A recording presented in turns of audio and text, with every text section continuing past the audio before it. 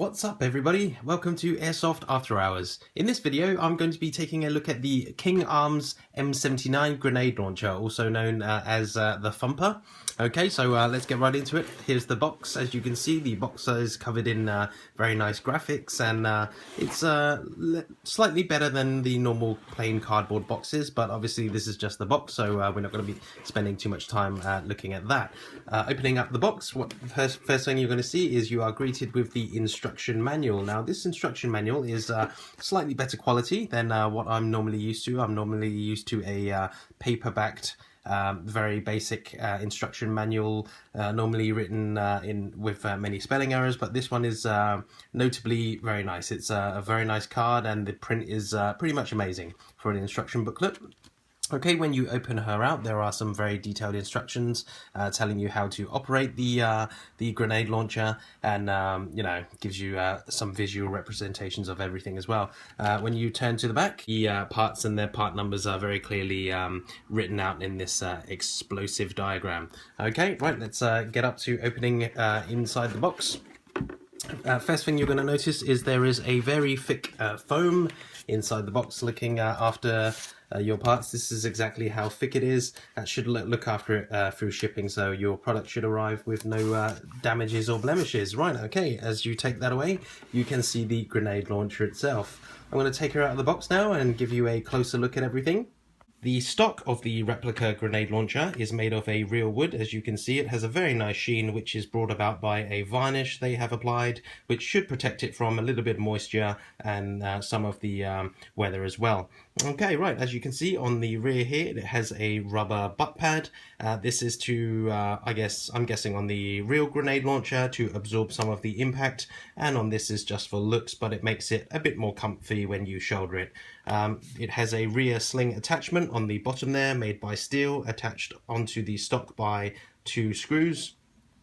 And as you can see, this is how the stock is attached to the actual front part of a section of the replica. It has a massive bolt here on the rear. Looking closer at the woodwork, you can see that this hasn't been sanded out perfectly, but they kind of varnished over it. A little bit of a splintering in there, but it doesn't bother me too much. I'm not going to be sticking my fingers in there, but that's something to note. Okay, moving on to the trigger section of this replica grenade launcher. As you can see, the trigger is very large in comparison to my finger, and pulls back very smoothly, and you can hear the spring doing its work. The trigger guard it can be moved to either side by depressing this button and moving it. Okay, I'm not too sure why that is, but that function is there if you require it. Okay, just depress that and push it to the other side and it'll lock in place. Okay, works flawlessly. Okay, let's have a look at the trigger and firing pin mechanism. It turns out there is no need to cock this grenade launcher. It is always under constant spring tension, as you can see. However, the way I actuate the trigger is how it reacts with the firing pin. Okay, this does mean that whatever gas you choose to use, let's say if you use propane, the trigger pull will be quite easy because propane's pressure is not that great. But if you was to use something such as CO2 as your propellant in your gas grenade, the trigger pull is going to be a lot stiffer. Moving on to this upper part or upper section of the grenade launcher, you can see that it has the release paddle here. Okay, with a little bit of a grippy pad there for you to put your thumb or finger onto, and what you do is just move that to the side, this side, that will lock in place and that'll come down. Okay, this comes down on its own weight, which is very nice, but I tend to guide it down. I don't like just moving it to the side and letting it drop, because that'll put pressure on this section here, which I don't like to do. I like to just hold my hand there to give it a bit of guidance. Okay, as you can see, there is a safety here. If you move it to the rear, it shows the S, which means safe. Push it forward and it'll partially show the F, meaning fire, so it is not safe. Okay, if you put it onto the safe, the trigger cannot be pulled, and move it forward and you can pull the trigger. So it's a good working safety. Okay, as you move forward onto the replica, you can see that the finish may not pick up on camera, is slightly different from the barrel, is slightly different from the body. Okay, the metal parts. That's because the barrel is made of aluminum and the body is actually made of a pot metal. which is why I say don't let it drop under its own weight, as it may form cracks here. Now I can appreciate that this joint section is a very large, very chunky, solid piece of pot metal, I'm guessing, but over time, if you let it drop under its own weight, it may become too much stress for it and it may form cracks there. Okay, one of the problems that I've been having, not really a problem, but something to note, is that this is the takedown pin to the replica. Once you take that out, this section here can be taken off and away, detached from this section here. Okay, so you can take it down into two parts. The problem with mine is my retention pin is very loose, so that can just come out. I've actually just played with this a few times, and over time just open and shut, and it generally works itself loose and comes out either that side or this side. Okay, so if you are taking this onto the field to use, then I would take note of that. You'd probably want to change that to a rod with threaded ends that you can actually put a stopper onto, or a bolt or something that stops it from working its way loose and out, because if you lose that, it will be a real big shame. Okay, also moving on to the front section here, you can see that this forestock, or the front stock section of the grenade launcher, is also made of the same wood, a real wood, very nice. Mine has a few blemishes and scratches, maybe that was probably done by transport, I'm not too sure, but it blends in seamlessly. It's got the same you know, grooves as the rest of the body, which is very nice. Okay, seems to blend in seamlessly. The front sling section is made of steel, and that's screwed on with these two screws mounted very solidly. Okay, I can't imagine that coming loose, but use it at your own risk, obviously. Okay, as you break open the grenade launcher, you can see that there is a spring-loaded section here. What that does is when you put your grenade in, it spring loads it, so it pushes it out slightly. Without that, your grenade would sit in too much, and removing them would be very difficult. You'd have to turn it upside down to try and drop it, and if it's stuck in there, it would be very difficult for you to pry out, especially if you're wearing gloves or if you're on the field and you need to change very quickly. So what that does is just spring load the rear, give you a good section to grip on, and make grenade changes very easy. Okay, I will now give you a view inside the barrel. As you can see, it has these grooves or lines on the inside. I'm not too sure why that is, but it has them in there. Possibly it keeps your projectile straight and true when you fire it, but I'm not too sure, okay? But it's in there. Right. Okay, one thing I think is amazing on this grenade launcher is the sights. The sights are very, very functional. They're made not only pretty accurately and very convincingly as replicas of the real steel, judging by the pictures that I've seen. They are also very functional as well. Now, if you have the front sight there and the rear sight in this orientation, so it is folded down, you can actually still use them as a sight, as it has a rear sight here and a front sight here. Now, or if you are firing a long distance, obviously the projectile, a heavy projectile you are firing, is going to drop drastically after a certain distance, so you depress this button here and the rear sight folds up, and which will lock into place with a little bit of fiddle.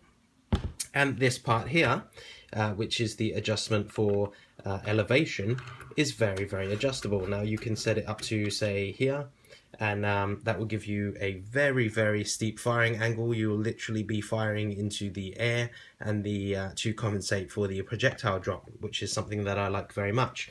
Not only that, but if you have a very, very, just gonna move this sight down just to show you guys. If you have a projectile that is, say, very, very accurate, then you can actually adjust these two screws here. I'll just loosen that screw there and loosen that screw there. And this rear sight is also adjustable for windage. Okay, so this section here can move about. You just adjust it with your fingers very primitively, and when you find the accurate point at where your projectile will fly, then you will just tighten that back up and that'll be set. Okay, that's one of the things I really like about this. At first I thought the rear sight was just for show and just a you know, a replica for looks. Then I realized it can do this, and I was very, very happy about it, very pleased, mainly because one of the projectiles that I was shooting from this, it was like a beanbag. It kept shooting to the left, which made me wonder why was it doing that. And then I realized this was actually adjustable, so I can sort of readjust it, and then my projectile would be pretty much on target all the time, which is something that I find is fantastic. Okay, functional sights. Now it's time for the part you've all been waiting for, the shooting demonstration of this grenade launcher. The grenades I'm going to be using are the Mad Bull XM PB4s. If you're interested in more information on these grenades, then the link is in the description for you. Also, I'll be charging these up with CO2 coming from the CO2 capsules, and I'll be charging them up using the Mad Bull CO2 portable charger. Link is also in the description for this if you're interested in that. We've done videos on both the grenades and the charger, okay, so go check those out. Right, the projectiles that we'll be firing a few different projectiles. For those of you that know, normal gas grenades hold a lot of BBs in the top, and what you do is just charge it up with gas, fire it out, and all the BBs come flying out. These actual grenades don't hold any BBs. They normally hold 4 paintballs in there. This gives you a very large exit hole, and what happens is all the pressure and gas expels through here, propelling anything you have wedged in the barrel. So that's what we're going to be doing. We're going to be wedging different projectiles inside the barrel and firing them out using these grenades. Okay, before we get into that though, one of the projectiles I'm going to be using is the Nerf pocket howler. So it's a Vortex pocket howler. The one thing about this projectile is it's very accurate and it's very good, but the one problem that we found, what we had with it was, first of all, it's a whistler, so this part here, when air catches in there and comes flying out the other side, it makes a very loud whistling sound. Unfortunately, due to the design of it, we couldn't actually fit it inside the barrel, so what we had to do was just pull that out, so there was no whistling in ours, so we didn't really need this model. We just needed a normal rocket. That would have been fine. Also, it was incredibly accurate. We could literally shoot tin cans accurately at a certain distance. But the one problem with that is this broke after a couple of shots. The pressure and shooting it out obviously almost, well, it did actually. It ripped these fins off. So it now just fires kind of randomly in the air and just hits, veers off to a certain direction randomly. So they are good, these projectiles. But after the first 1 or 2 shots, it's not going to be very accurate. Okay, right, so let's get right into it. So the first projectile will be a Nerf Vortex rocket.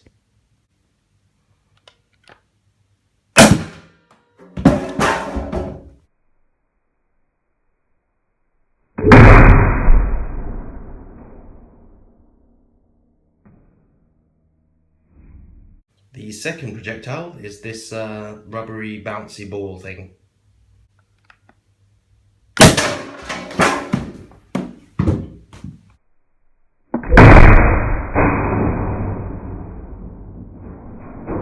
The third projectile is this soft toy thing with some beans in it. It's like a bean bag.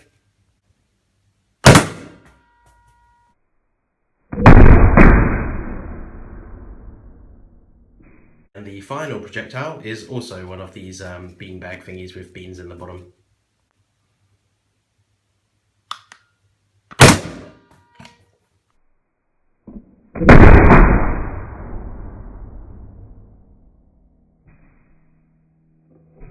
And lastly, let's try both the beanbags together.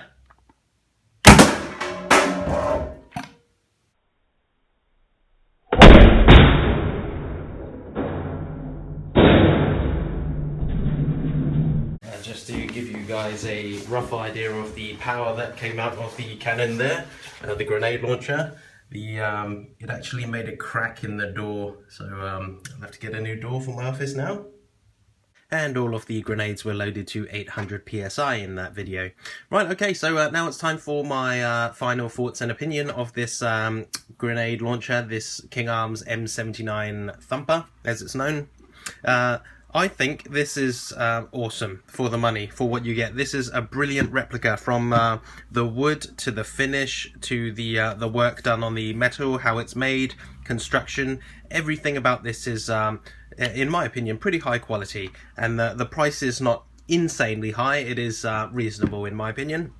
Okay, so if you require a grenade launcher, you can get creative. I've been checking out what people have been doing with their grenade launchers online, and people have been shooting anything from Nerf rockets all the way up to using projectiles such as the Enola Gay, I think it's called Enola Gay, smoke grenades, which is pretty cool in my opinion. You can fire them up to pretty far. Not sure if you'd be able to throw further, or this will fire it further, but I'm sure it's either way, it's brilliant fun. You know, just watching, if you use the grenades that I use, you'd probably be able to shoot them a pretty far distance at the correct angle.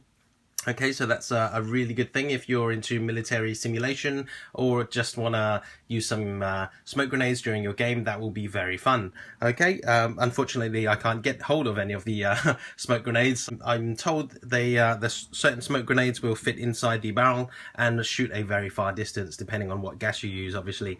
Okay, but if you require a grenade launcher, this is definitely something to consider for the build quality, just the standard of everything about it. You know, it's made perfectly, it has a working safety, everything about it is very nice. It's a nice collector's piece, whether you're going to collect this and put it in a cabinet, use it as a display piece, or if you're I don't know, just allowed to use these in your game. The sound it makes is pretty loud on CO2. It's horrific. If this was pointed at you from a certain distance and a projectile was fired at you using CO2, the sound would be horrific and very, very scary, okay? Also, one of the great things I'd also like to note about this is when I was using CO2, I could actually feel the pressure coming out here and pushing this back into my shoulder. So I did feel, not recoil, but some back pressure, I guess I'd call it. And that felt just fantastic in my hands. So if you were to use this, you'd get, I'd say, realism, both looks and feel. And for the price, it's pretty phenomenal. But bearing in mind, once you buy this, it's not over, okay? If I'm guessing if you'd want to use CO2, you're going to have to find some means of charging it, obviously with the Mad Bull CO2 charger. You're also going to have to buy the CO2 capsules, which run out very quickly. One small, I think it's a 12-gram CO2 capsule, will probably fill about 4 to 5 grenades and then drop in pressure drastically. After that, you also have to buy the grenades themselves, which are insanely expensive. If you plan on carrying 2 or 3 of them, well, more than 3 of them around you, it's just going to be very, very expensive, especially with what you want to do. Just maybe fire a shower grenade or fire your smoke grenades out to a certain distance. You know, it's for a small novelty, it's a very high price, but it is a lot of fun, okay? So, and now that I have one, I'd say it's great. Really, really great fun. You know, obviously, if you're shooting this indoors like I normally do, you'd probably be deaf using CO2 since it's such a high-pressure gas and very, very loud. Wear ear protection, always wear eye protection. But that is basically it. That's a wrap. If you like it, if you are in the market for a grenade launcher, I highly recommend this one. The barrel is pretty long, meaning you can stuff different projectiles in there if you're using the XMPB projectile grenades, or if you're just using the shower grenades, you could probably use a longer one as opposed to one if you had a short stumpy barrel. Okay, but that's my opinion on everything. Remember, keep an eye on that pin. It's gonna fall out at some point if you keep unlocking it and locking it back up in the field. Okay, but other than that, this is a fantastic piece and I highly recommend it. Thank you very much for watching, and I'll see you later.